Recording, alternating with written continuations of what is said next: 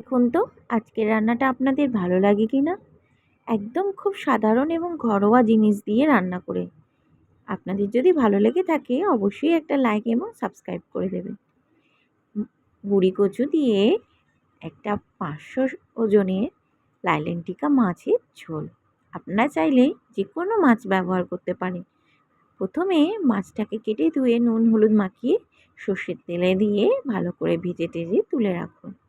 তারপর গুঁড়ি কচুটাকে এরকম চালা করে নিন। দু টুকরো করা গুঁড়ি কচুগুলোকে ভালো করে ধুয়ে গরম জলে নুন দিয়ে তার মধ্যে আলু এবং কাঁচা লঙ্কা দিয়ে একটু সিদ্ধ করে নিন। তাহলেই চটপট হয়ে যাবে এবং খুব কম তেলেই রান্না হয়ে যাবে, যা আপনি খেতেও ভালো লাগবে এবং আপনার স্বাস্থ্যের পক্ষেও খুব উপকারী। গরম তেলে আদা বাটা, কালো জিরে ফোড়ন দিয়ে তার মধ্যে সিদ্ধ করে রাখা কচুটা ঢেলে দিয়ে তার মধ্যে ভেজে রাখা মাছগুলো একে একে দিয়ে দিন। যেহেতু সিদ্ধ করার সময় আমি নুন দিয়েছিলাম সেজন্য আর নুন দেব না। এবার হলুদ গুঁড়ো, জিরে গুঁড়ো, স্বাদ অনুযায়ী চিনি এবং খুব সামান্য গরম মশলা দিয়ে মাছের ঝোলটা ফুটে গেলে নামিয়ে গরম গরম ভাতের সাথে পরিবেশন করুন।